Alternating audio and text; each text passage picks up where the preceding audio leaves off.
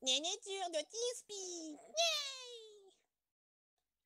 Bonjour à tous. Alors ce soir, nous allons lire Let Her In, qui a comme tag inclassable What the fuck, univers alternatif humain et traduction, qui est donc une traduction que Draconis a fait de l'histoire originale de Nova Gaz, avec les personnages de Celestia et autres. Le synopsis est: Celestia a envahi notre monde et les poneys submergent l'humanité. Mais pourquoi la princesse du soleil s'intéresse tant à toi? Est-ce que cette invasion est de ta faute? Fanfiction à la deuxième personne. Partie 1. Cela commence avec un rêve. Tu flottes dans une blancheur immaculée. Tu as l'impression que ton corps est fait d'argile. Tu dérives pendant une durée indéterminée. Tes pensées sont brouillées. Tu entends sa voix prononcer ton nom. En face de toi, Célestia surgit de la masse blanche. Peu importe la direction dans laquelle tu tournes la tête, elle reste toujours au centre de ta vision. Il est temps. Dit-elle. Tant pourquoi? Tu n'as pas parlé, tu l'as juste pensé. Ton esprit est un livre ouvert pour elle. Le temps de l'utopie. Le temps où la souffrance, la guerre, la pauvreté et l'inhumanité de ton monde prennent fin. Elle se rapproche et te regarde intensément dans les yeux. Et tu m'as donné tout ce dont j'ai besoin pour le faire. Ne pensant pas grand-chose de ce rêve, tu passes ta matinée dans la routine la plus cruelle. Réveil qui sonne, torpeur, café, douche, toilette. Un ou deux morceaux de nourriture pour le petit déjeuner. Quand tu chevauches ton scooter vers ton travail pas très bien payé, tu ne sens rien si ce n'est un ennui écrasant. La journée de boulot est éreintante. Deux personnes ont démissionné et tu dois travailler. Et à la fenêtre du drive-in et à la caisse principale. Le manager général n'aide pas. Elle préfère s'asseoir dans son bureau et faire semblant de travailler dur pour répondre à des mails.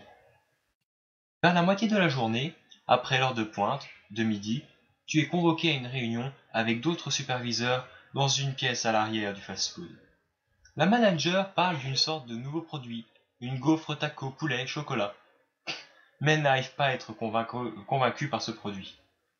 Tu sirotes un soda en essayant de ne pas t'endormir d'ennui.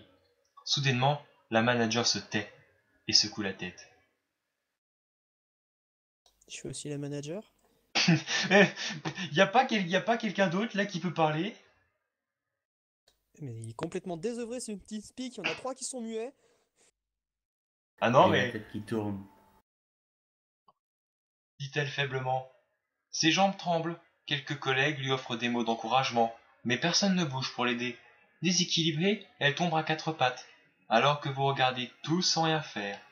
Elle essaye de se relever, mais n'arrive qu'à marcher dans une sorte de parodie de cheval. Elle se met à pleurer et à supplier pour de l'aide. Son corps se rétrécit et se transforme, faisant tomber ses vêtements. Sa peau prend une teinte rose pastel et ses cheveux s'allongent rapidement, prenant une teinture bleu clair. Les articulations de ses jambes s'inversent avec un craquement écœurant, et ses yeux pleins de larmes grossissent pour prendre des proportions cartoonesques. Quelques secondes de métamorphose plus tard, un poney de petite taille, se tient au centre de la pièce.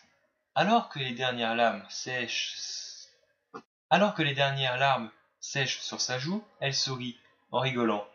Elle saute sur l'humain le plus proche, un autre superviseur. Après quelques secondes, il a disparu pour laisser la place à une jument bleu azur. Elle aussi sourit et rigole. Tout le monde se rue vers la porte. Tu es le plus rapide. Tu mets rapidement de côté l'envie d'appeler les secours, préférant courir au parking, prendre ton scooter et partir le plus loin possible. Tu entends des cris venant du restaurant. Il se change lentement en rire. Tu aperçois brièvement une ombre ailée foncer vers un autre bâtiment. Sur le chemin, tu t'arrêtes à un magasin de chasse et achètes une arme et des munitions. Tu dépenses toutes tes économies, mais tu suspectes que ça ne sera bientôt plus important. Heureusement, le vendeur ne cherche pas à voir la paperasse requise pour acheter une arme. Après être arrivé dans ton petit appartement, tu décides que se barricader est la meilleure option. Avec les Pégases volant dans le ciel, les véhicules roulant dans des zones dégagées seront des cibles faciles. Tu fermes tes volets et les barricades. Cloue quelques planches à ta porte, remplis tout ce que tu peux avec de l'eau du robinet et vérifie ce que tu as comme nourriture. Tu peux tenir pendant un petit mois. Si les poneys te trouvent, les planches et les clous ne tiendront pas face à la magie des licornes. Ton meilleur espoir est de rester silencieux et de faire profil bas. Fatigué, tu t'effondres dans un fauteuil et silencieusement tu allumes la télé. Les informations sont confuses. Les présentateurs ne semblent pas en savoir plus sur la situation. Ils n'ont que quelques images brèves et floues de caméras de sécurité montrant des poneys. Tout le monde fait des spéculations. Ce type à la télé insiste sur une invasion aléenne. Tu somnoles et finis par t'endormir. Célestia, encore elle.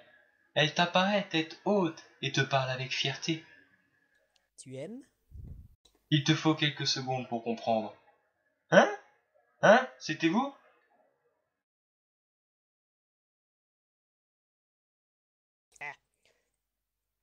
Évidemment, comme je l'ai dit, tu m'as donné les moyens qu'il me fallait pour m'introduire dans ce monde. Et avec chaque transformation, chaque humain délivré de son humanité pour vivre une vie équestrienne, je gagne en puissance.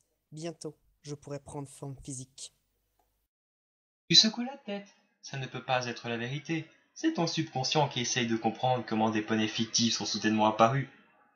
Il essaie de construire une explication. Le cerveau humain essaye toujours de rationaliser l'absurde pour pouvoir le comprendre. Célestia t'offre un sourire réconfortant. Rien n'est plus vrai. Je veux que tu sois un témoin de tout cela. Pense par toi-même, juge par toi-même. Tu m'es spécial. Son sourire s'agrandit. Après tout, tu es celui qui m'a laissé entrer.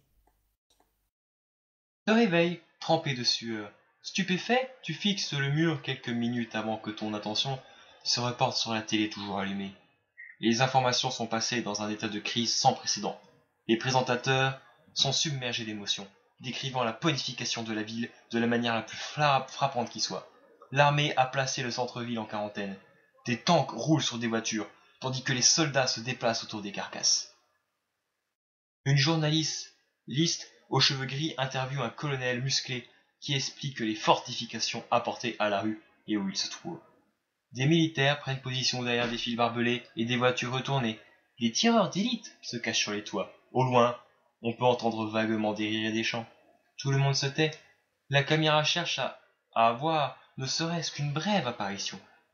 Les poneys apparaissent, bondissant rapidement vers les lignes de défense. Alors qu'ils sont à mi-chemin, les soldats font feu. Derrière, les tanks font feu. Il ne se passe rien. Les balles explosent en d'innocentes pétales de fleurs avant de toucher les poneys. Il en va de même pour les obus des tanks. Les poneys avancent rapidement, hurlant de colère. Les militaires lâchent leurs armes et sortent matraques et couteaux. La caméra tremble dans tous les sens, tentant de capter tout ce qui se passe. Le corps à corps n'est pas plus efficace. Un simple contact et chaque soldat est changé en poney. Le colonel musclé ordonne précipitamment à la journaliste de se replier alors qu'il se fait tacler par un Pégase. Il tente de se défendre avant de se changer en une douce terrestre violette avec des fleurs dans la crinière. Elle saute sur la journaliste qui se débat à peine avant de devenir une Pégase orange clair. Les deux poneys fixent la caméra quelques secondes avant de foncer. L'image se coupe. Il n'y a pas moyen que tu tiennes. Ton arme ne marchera pas sur ces choses. Tu décides de nouveau de t'enfuir. Tu rassembles vite fait le minimum vital dans un sac à dos, arraches les barricades de ta porte et pars chercher ton scooter. À ce moment, tu entends un bruit tonitruant venant du ciel. Tu lèves les yeux et vois une dizaine d'avions. Il commence un bombardement. Les bombes font la moitié du chemin vers le sol avant d'imploser en nuages. Un essaim de Pégases s'élève et fonce sur les bombardiers. Il n'y a pas d'explosion, mais des débris tombent sur le sol et les rangs des Pégases semblent grossir. En regardant en direction du centre-ville, tu es impressionné de voir qu'il était remplacé par une montagne. Sur l'un de ses flancs se trouve la silhouette de Canterlot. Tu tombes à genoux. Une minute plus tard, une alarme retentit. En regardant bien, tu vois quelque chose haut dans le ciel et tombant rapidement. Un flash brillant, la lumière de 1000 soleils. Et au centre de cette lumière, la silhouette d'une licorne lisée ouverte. À côté d'elle, la bombe flotte inutilement avant de s'évaporer en poussière. L'arme la plus puissante de l'humanité neutralisée. Un seul poney est capable d'une telle chose. Célestia. Partie 2. Tu t'enfuis de ta ville, maintenant devenue Canterlot. De temps en temps, un groupe de Pégases vole dans le ciel vers d'autres villes. Ils ont l'air de t'ignorer, Pourquoi t'ignore-t-il? Tu te rappelles ce que Célestia a dit. Elle te veut comme témoin des événements. Est-ce qu'elle te laisse survivre? Tu laisses cette pensée de côté, en remarquant que tu n'as presque plus d'essence. Tu trouves une vieille station essence. Les pompes ne prennent pas la carte bancaire. Tu vas donc à l'intérieur. Le magasin est un immense foutoir. La plupart des choses ont été pillées, et ce qui reste jonche le sol. Le vendeur est en position fouettale dans un coin. Il pleure. Tu vas à ses côtés et poses ta main sur son épaule. Il te regarde avec désespoir, tentant de retenir ses larmes. La mort ne marche plus. Elle ne veut pas nous laisser mourir. Et pour le prouver, il sort une arme de sa poche et appuie sur le canon. Et appuie le canon sur sa tempe. Une détonation retentit, mais rien ne se passe. Ça ne fait même pas mal. Elle ne veut pas qu'on s'échappe. Elle ne veut pas. Je ne veux pas être comme eux. Ils font de nouveau en larmes. Tu le laisses et vas vers la caisse enregistreuse. Tu essaies de trouver comment activer la pompe. Soudainement, une lumière.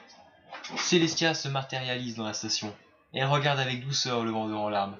Sa voix cristalline retentit. Ne pleure plus, mon enfant. Bientôt, tu n'auras plus besoin de ces larmes. Il la regarde étonné, les yeux pleins de peur.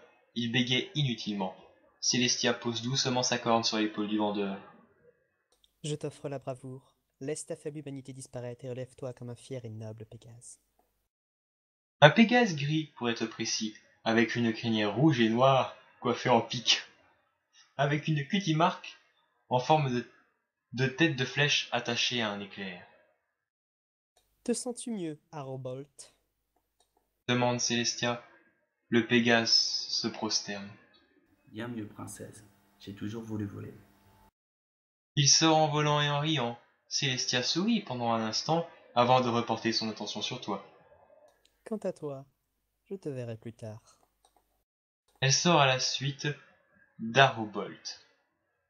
Il te faut un moment pour te remettre de ces événements. Les jambes tremblantes, tu arrives à faire le plein pour ton scooter et à repartir. Malgré cela, tu n'arrives pas à te concentrer sur la route. Est-ce que Célestia joue avec toi?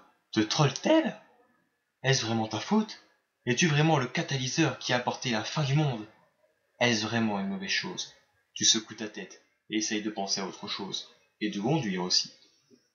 Alors que la nuit tombe, tu trouves un hôtel abandonné. Les vêtements éparpillés un peu partout montrent que les poneys sont déjà passés par là. Tu évites d'y penser et t'enfermes dans une chambre. Tu sais que dès que tu vas fermer les yeux, elle sera de nouveau là. Tu te prépares. Cette fois, tu as des questions à poser. Pourquoi lui avez-vous fait ça? Célestia remue ses ailes, flottant dans l'air inexistant du vide immaculé. Pourquoi l'ai-je fait? L'as-tu vu? Il était pathétique. Il pleurait par terre et tentait de se tuer. Vous lui avez arraché son identité. Vous avez effacé qui il était. Il y a une continuité dans sa conscience. Il sait encore qui il était et qui il est maintenant. Mais toutes ses valeurs, sa personnalité, son identité, arrachées comme ça, c'est horrible.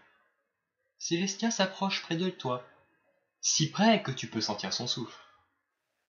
Tu sais, il voulait devenir pilote quand il était jeune. Tu hausses un sourcil.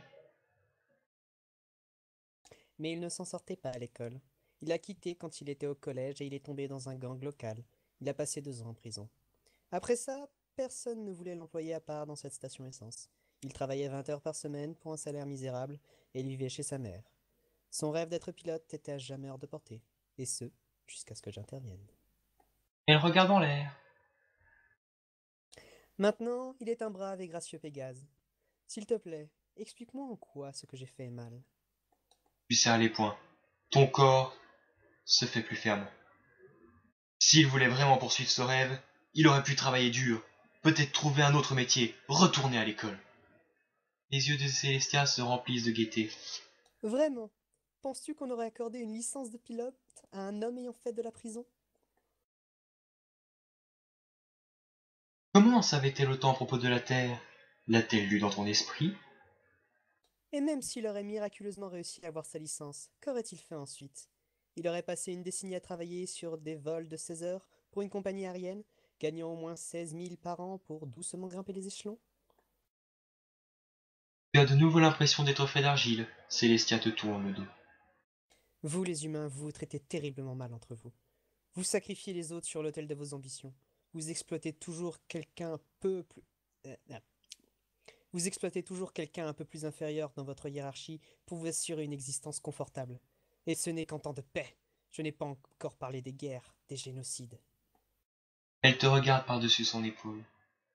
Alors je dois réécrire les identités... Désolé.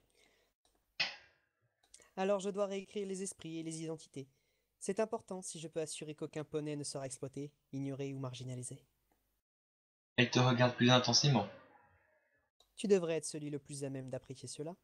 Ta vie était tout aussi terrible avant que je ne vienne. Le rêve s'évanouit. Quand tu te réveilles, tu sais les points. Célestia se croit légitime. Le monde qu'elle crée n'est pas une utopie, n'est-ce pas? Tu te prépares à faire ton rôle. Il est temps d'observer les éléments.